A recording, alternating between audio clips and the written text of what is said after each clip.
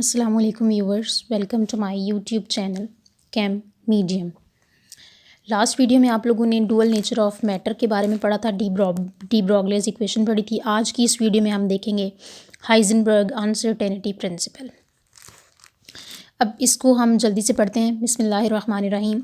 हाइजेनबर्ग्स uncertainty principle, according to Bohr's theory an electron is a material particle and its position as well as momentum can be determined with great accuracy. यानी इसमें मैं थोड़ा सा पहले आपको इसके बारे में बता दूं कि वो क्या कहना चाह रहा है।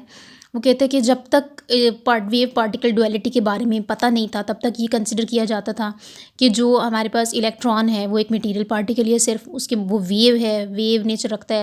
ऐसी कोई भी चीज़ हम लोगों ने ऑब्जर्व नहीं की थी, ना हमें पता थी। तो हम ये कहते थे कि उसका मोमेंटम और उसकी पोजिशन, कि वो कहाँ मौजूद है, उसकी कितनी वेलोसिटी है, उसका कितना मैस है एट अ टाइम, ये तीनों चीज़ें हम लोग फाइंड आउट कर सकते हैं और बहुत अच्छे तरीके से हम इसे फाइंड आउट कर सकते हैं। लेकिन जैसे ही हमारे पास concept of wave nature of electron आया, तो ये हमारे लिए पॉसिबल नहीं रहा कि हम इन चीज़ों को साइमल्टेनियसली उसकी एग्जैक्ट पोजीशन और उसकी एग्जैक्ट वेलोसिटी ऑफ इलेक्ट्रॉन जो है वो फाइंड आउट कर सकें।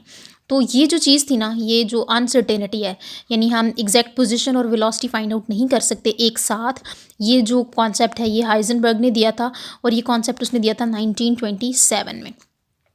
अब वो कहता है कि आप सपोज करें कि आपके पास अनसर्टेनिटी ऑफ पोजीशन और अनसर्टेनिटी ऑफ मोमेंटम, ये दो तरह की हैं। उसने एक रिलेशनशिप हमें दिया, वो रिलेशनशिप किस तरह से है वो मैं आपको थोड़ा सा वाजे कर देती हूँ। यानी उसने हमें दो क्वांटिटीज़ इंट्रोड्यूस करवाई। एक थी हमारे पास डेल्टा एक्स, ठीक है, और एक थी हमारे पास डेल्टा पी। उसने कहा कि इन दोनों का प्रोडक्ट जो है वो ग्रेटर देन और इक्वल टू H/4 पाई होता है।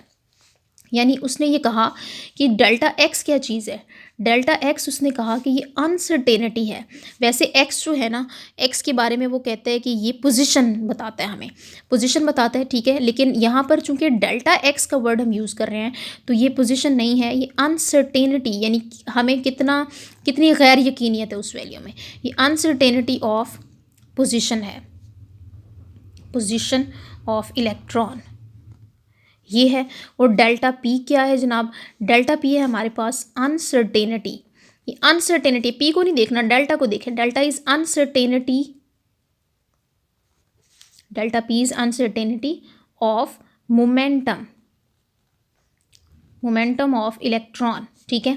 ये दोनों अनसर्टेनिटीज़ हैं और ये एक कांस्टेंट क्वांटिटी इक्वल है जो H/4 पाई के इक्वल आता है, ठीक है। तो वो कहता है कि अगर हम एक क्वांटिटी को इंक्रीज़ करते हैं, एक क्वांटिटी में अनसर्टेनिटी इंक्रीज़ होती है तो दूसरी की अनसर्टेनिटी डिक्रीज़ हो जाती है। कैसे? सपोज करें कि ये आपके पास है एक वैल्यू, आप सपोज करें इस रिलेशनशिप को किस तरह से हम अंडरस्टैंड कर सकते हैं कि डेल्टा एक्स और डेल्टा पी दो क्वांटिटीज़ है ना, तो हम इसे रख लेते हैं कि ये ग्रेटर देन और इक्वल टू, यानी इक्वल का साइन भी है ना इसके अंदर, यानी ये हमारे पास है 6, ठीक है। और अनसर्टेनिटी इन पोजिशन जो है वो हमारे पास है 2, ठीक है। और अनसर्टेनिटी इन मोमेंटम जो है वो आपके पास है 3, ठीक है। वैल्यू इसकी जो है वो 6 ही रहनी चाहिए। अगर हम 2 को इंक्रीज़ करेंगे, 2 को इंक्रीज़ करके हम 3 कर देते हैं, तो 3 मल्टीप्लाई बाय 3 9 के इक्वल हो जाएगी, जबकि हमने इसको तो छेड़ना ही नहीं है। तो जब हम इसे 3 करेंगे तो इसको डिक्रीज़ करके हमें 2 करना पड़ेगा। यानी जब ये इंक्रीज़ होकर 3 हो जाएगा तो 3 ऑटोमेटिकली डिक्रीज़ होकर दूसरी क्वांटिटी 2 हो जाएगी। तो फिर जाके हम इसका आंसर जो है वो 6 ही रख सकते हैं, कॉन्स्टेंट रख सकते हैं। एक क्वांटिटी के इंक्रीज़ करने से दूसरी ऑटोमेटिकली डिक्रीज़ कर जाएगी, ठीक है। तो इस तरह से इसका आंसर जो है वो कांस्टेंट रहेगा। हमने देखा कि ये कांस्टेंट क्वांटिटी है, ये दोनों अनसर्टेनिटीज़ हैं। एक अनसर्टेनिटी जब इंक्रीज़ होती है तो दूसरी अनसर्टेनिटी डिक्रीज़ हो जाती है। अनसर्टेनिटी इंक्रीज़ या डिक्रीज़ करने का मतलब क्या है?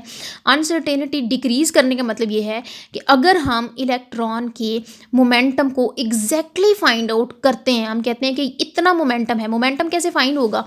आपको पता है कि पी जो है वो मोमेंटम होता है और वो मैस और वेलोसिटी का मल्टीपल होता है या उसका प्रोडक्ट होता है। वेलोसिटी इलेक्ट्रॉन कितनी तेज़ी से मूव कर रहा है, बेसिकली वो हमने देखनी। मैस तो हमें पता होता है ना, आपको पता है कि मैस उसका है 9.108 इंटू 10⁻31 किलोग्राम। ये मैथ्स तो हमें पता है। बेसिकली जो चीज़ फाइंड करनी है वो वेलोसिटी है, कि वो कितनी तेज़ी से, कितनी स्पीड के साथ मूव कर रहा है। अगर हम किसी इलेक्ट्रॉन की स्पेसिफिक वेलोसिटी जो है वो फाइंड आउट कर लेते हैं तो हम कहते हैं अब इसके मोमेंटम में कोई अनसर्टेनिटी नहीं रही, यानी हमने बेसिकली उसके अंदर गैर यकीनियत या अनसर्टेनिटी को डिक्रीज़ कर लिया, हमने उसे एक्यूरेटली कैलकुलेट कर लिया।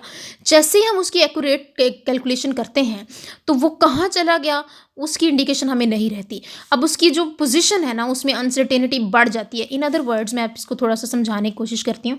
फॉर एग्जाम्पल आपके पास है ये न्यूक्लियस, ये है आपके पास शेल 1, ये है शेल 2, ये हाइड्रोजन का न्यूक्लियस है, ये नहीं मैं आपको कह रही, ये कोई भी न्यूक्लियस है, कोई भी एटम है, उसका एक इलेक्ट्रॉन सपोज करें यहाँ पर है, ठीक है, और आपको पता है कि वो बहुत तेज़ी के साथ मूव कर रहे होते हैं, ठीक है, बहुत तेज़ी से मूव कर रहे होते हैं।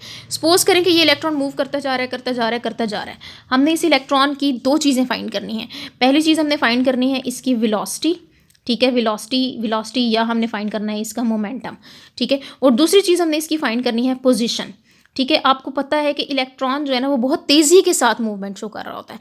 अगर हम एट अ टाइम किसी भी इलेक्ट्रॉन की कोई भी मटेरियल यानी कोई भी सोर्स यूज़ करते हुए, एक्सरे सोर्स यूज़ करते हुए आप इसकी अगर वेलोसिटी को मेजर कर लेते हैं कि ये इतनी वेलोसिटी से मेजर कर रहा है, लेकिन एट अ टाइम जब वो इतनी तेज़ी से मूव कर रहा है तो इस वक्त at a specific interval of time वो कहाँ है, इधर है, इधर है, इधर है, इधर है, इधर है, किस जगह पर मौजूद है ये हमें नहीं पता चल पाता, क्योंकि हमने सिर्फ उसकी वेलोसिटी मेजर की है, हमें उसकी पोजीशन के बारे में नहीं पता चला। तो इसका मतलब है कि हमने उसकी वेलोसिटी जब मेजर कर ली है तो हमने उसके मोमेंटम की अनसर्टेनिटी को डिक्रीज कर दिया, लेकिन वो कहाँ मौजूद है इस वक्त, वो उसकी पोजीशन जो है वो हमारे पास अनसर्टेन हो गई। और अगर हम चाहते हैं कि हम उसकी पोजीशन फाइंड आउट कर लें, हम कोई भी एक्सरे में पार्टिकल यानी एक्सरे सोर्स लेते हैं, उससे हम इसको इल्यूमिनेट करते हैं यानी इसको रोशन करते हैं, हम इलेक्ट्रॉन को फाइंड आउट कर लेते हैं कि इलेक्ट्रॉन एट दिस स्पॉट अभी यहाँ पर है, हम उसको देखते जा रहे हैं कॉन्टिन्यूसली वो मूव कर रहा है और कहाँ पहले कहाँ था, फिर कहाँ है, फिर कहाँ है, फिर कहाँ, हमने पोजीशन उसकी देख ली, लेकिन उस टाइम पर उसकी वेलोसिटी क्या थी वो हम लोग फाइंड आउट नहीं कर सकते। यानी वेलोसिटी में अनसर्टेनिटी बढ़ गई तो उसके मोमेंटम में अनसर्टेनिटी बढ़ गई।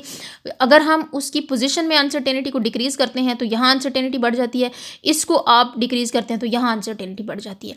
तो बेसिकली इन दोनों चीज़ों को at the same time find out करना इज़ इम्पॉसिबल, और ये बताया था उसने हाइजेनबर्ग ने। तो उसने इसको अनसर्टेनिटी यानी गैर यकीनियत का नाम दे दिया कि इलेक्ट्रॉन जो है उसकी पोजीशन और उसके मोमेंटम को फाइंड करना बहुत मुश्किल है। एट द सेम टाइम हम इसको कभी भी ये नहीं कह सकते कि हमने दोनों चीज़ें 100% एक्यूरेटली फाइंड आउट कर ली हैं। तो this is called uncertainty principle, ठीक है, इसे हम क्या कहते हैं, अनसर्टेनिटी प्रिंसिपल। ये पूरा रिलेशनशिप जो है ये सारे का सारा जो है ये अनसर्टेनिटी प्रिंसिपल को ही वाजे करता है। अच्छा, उसने आगे ये सारी चीज़ें एक्सप्लेन कर दी हैं जो मैंने आपको बता दी हैं खुद, ठीक है। अच्छा, फिर वो कहते हैं कि uncertainty principle is applicable only for microscopic particles like electrons, protons and neutrons etc. It has no significance for large particles that for example macroscopic level के particles होते हैं उनके लिए इसका कोई फ़ायदा नहीं होता। Compton's effect can help us to understand the uncertainty principle. Suppose we have to determine the position of electron, हम इलेक्ट्रॉन की पोजीशन फाइंड आउट करना चाह रहे हैं। विजिबल लाइट से हम नहीं कर सकते, हम एक्स रेज लेंगे, क्योंकि एक्स रेज जो हैं उसकी वेवलेंथ इंटर इलेक्ट्रॉनिक डिस्टेंस या इलेक्ट्रॉन के डायमीटर के तकरीबन बराबर होती हैं, तो हम एक्स रेज को यूज़ कर सकते हैं उसकी वेवलेंथ को फाइंड आउट करने के लिए, ठीक है। अच्छा, वो कहते हैं कि when this photon of X rays strikes an electron, जब वो इलेक्ट्रॉन के साथ स्ट्राइक करती है, the momentum of electron will change. किस तरह से इलेक्ट्रॉन का मोमेंटम चेंज करता है, यानी यहाँ पर अगर इलेक्ट्रॉन पड़ा हुआ है, ठीक है, एक एक्सरे आती है वो आगे इसके साथ स्ट्राइक करती है, दिस इज एक्सरे आती है, जब वो इसके साथ स्ट्राइक करेगी इस इलेक्ट्रॉन के साथ तो ऑब्वियसली ये इलेक्ट्रॉन को डिस्टर्ब करेगी ना। इसकी वेलोसिटी अगर वो मूव कर रहा था कुछ करेक्टरिस्टिक वेलोसिटी के साथ तो उसकी वेलोसिटी चेंज हो जाएगी, बाहर या इधर उधर मूव करना शुरू हो जाएगा, अल्टीमेटली उसका मोमेंटम को चेंज कर देगी, ठीक है, जब momentum of electron will change, ठीक है। अच्छा, in other words uncertainty of momentum will appear due to change of velocity of electron. Smaller the wavelength of x-rays, greater will be the energy of the photon. यानी अगर shorter wavelength वाली x ray हमने strike की है तो फिर उसकी ज़्यादा एनर्जी थी, ज़्यादा एनर्जी वाली जाके जब स्ट्राइक करेगी तो वो उसके मोमेंटम के अंदर ज़्यादा अनसर्टेनिटी प्रोड्यूस करेगी। अच्छा, वो कहते हैं the collision of X ray with electron will bring about the greater uncertainty in momentum. ज़्यादा एनर्जी वाली की है तो फिर ज़्यादा मोमेंटम में चेंज आएगा। So an effort to determine the exact position of electron has rendered its momentum uncertain. हम पोजीशन तो देख तो लेंगे कि इलेक्ट्रॉन कहाँ है, लेकिन स्ट्राइक करने की वजह से उसका मोमेंटम चेंज हुआ, वेलोसिटी चेंज हुई, तो उसके मोमेंटम कितना था वो अब पहले जैसा नहीं रहेगा। When we use the photon of longer wavelength to avoid change of momentum, the determination of position of electron becomes impossible. यानी वो कहता है कि अगर हम लॉन्गर वेवलेंथ वाला एक्सरे यूज़ कर लें, लॉन्गर वेवलेंथ वाला एक्सरे यूज़ करेंगे तो वो इलेक्ट्रॉन के डायमीटर को मीट अप नहीं कर पाएगा, इलेक्ट्रॉन के डायमीटर को मीट अप नहीं कर पाएगा तो इलेक्ट्रॉन कहाँ पर है हमें नज़र ही नहीं आएगा, उसकी पोजीशन जो है वो बिल्कुल फाइंड ही नहीं कर सकते हम, वो इम्पॉसिबल सा केस हो जाएगा। आगे है कॉन्सेप्ट ऑफ ऑर्बिटल। अच्छा, ये जो हाइजेनबर्ग अनसर्टेनिटी प्रिंसिपल के बारे में हमने बात की है ना, इसी प्रिंसिपल को आगे जब हम लेके चलते हैं तो उससे हम ये जो बात करते हैं ना कि न्यूक्लियस दरमियान में होता है, इसके गिर्द इलेक्ट्रॉन्स यूँ रिवॉल्व करते जा रहे हैं, तो ये चीज़ जो है ना ये थोड़ी सी इसके ऊपर क्वेश्चन मार्क लग जाता है कि अगर ऐसे हो फिर तो बड़ा आसान है इलेक्ट्रॉन का मोमेंटम भी और पोजीशन भी फाइंड करना। इसका मतलब है कि इलेक्ट्रॉन इस तरह की शेप में वो मूव ही नहीं करता, एटम की ये वाली शेप जो है ये पॉसिबल ही नहीं है। यानी इलेक्ट्रॉन को हम नहीं बता सकते कहाँ पर इलेक्ट्रॉन मौजूद है, कितनी उसकी वेलोसिटी है, कितना उसका मैस है, कितना उसका मोमेंटम है, एट द सेम टाइम हम ये सारी क्वांटिटीज़ को फाइंड आउट नहीं कर सकते। फिर इस डायलेमा को सॉल्व करने के लिए कुछ साइंटिस्ट थे, श्रोडिंगर हो गया, हाइजेनबर्ग हो गया, डायरेक हो गया, इन्होंने काम किया, ठीक है। और उन सब में से हाइजेनबर्ग और डायरेक वगैरह को छोड़ दे, श्रोडिंगर ने जो काम किया ना वो थोड़ा सा आप कह सकते हैं कि थोड़ा सा एप्लीकेबल था, या वो काम का था, थोड़ा कह लें कि आप फ़ायदेमंद था। He set up a wave equation, उसने एक वेव इक्वेशन बनाई हाइड्रोजन एटम के लिए। According to Schrodinger, although the position of an electron can not be found exactly, the probability of finding an electron at a certain position at any time can be found. यानी उसने ये कहा कि ठीक है हम उसकी पोजीशन को एग्जैक्टली नहीं फाइंड कर सकते, लेकिन हम प्रोबेबिलिटी फाइंड कर सकते हैं। प्रोबेबिलिटी का मतलब है चांसेस। हम ये नहीं कहते कि इलेक्ट्रॉन यहाँ मौजूद है, हम ये कहते हैं कि हो सकता है इलेक्ट्रॉन यहाँ पर मौजूद हो। There would be a chance, there would be a probability that electron would exist over here. The solution of wave equation gives probability of finding an electrons present in a given small region of space. When the probability of finding the electron at distance r from the nucleus is calculated for hydrogen atom in the ground state is obtained, the maximum probability of finding the electron at a distance is at a distance of 0.053 nanometer.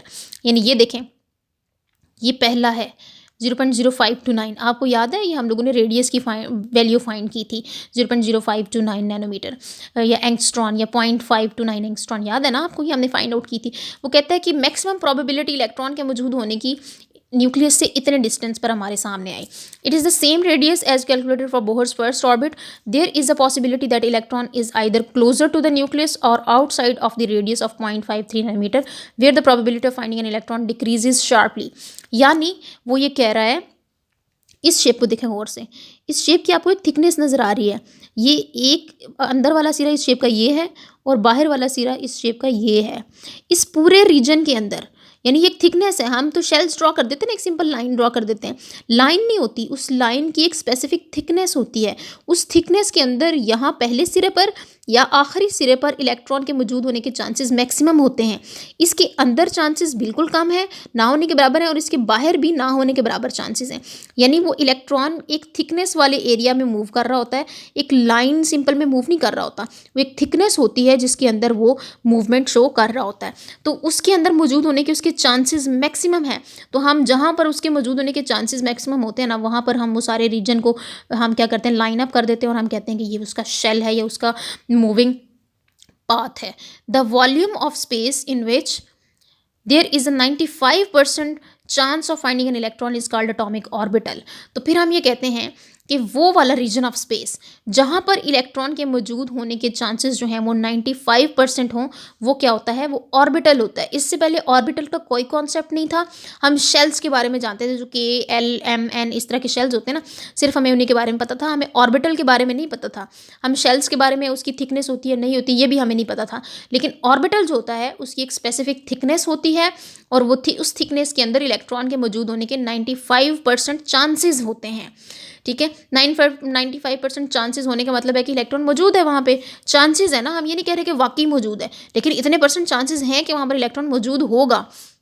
The term orbital should not be confused with the term orbit. Orbit is a shell, orbital is not a shell as used in Bohr's theory. The orbital can be regarded as a spread of charge surrounding the nucleus. यानी nucleus के इर्द charge फैला हुआ है। This is often called the electron cloud. इसे हम electron cloud भी कहते हैं। फ्यूचर में हम जितनी इलेक्ट्रॉन क्लाउड की बातें करेंगे ना, उसका मतलब होगा ऑर्बिटल। ऑर्बिट से हम इसे कंफ्यूज नहीं कर सकते।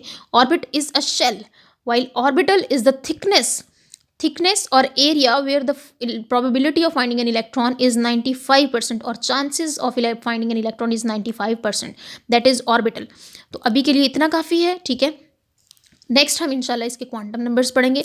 जैसे ही आप क्वांटम नंबर्स पढ़ेंगे आपको सारा आइडिया हो जाएगा कि बेसिकली इलेक्ट्रॉन क्या होता है, कहाँ मौजूद होता है, किस तरह मूवमेंट शो करता है, और हम उसकी रिप्लेसमेंट या एटम के अंदर उसकी रिप्लेसमेंट या उसकी पोजीशन हम किस तरह से लिखते हैं। तो बेटा आज के लिए इतना काफ़ी है।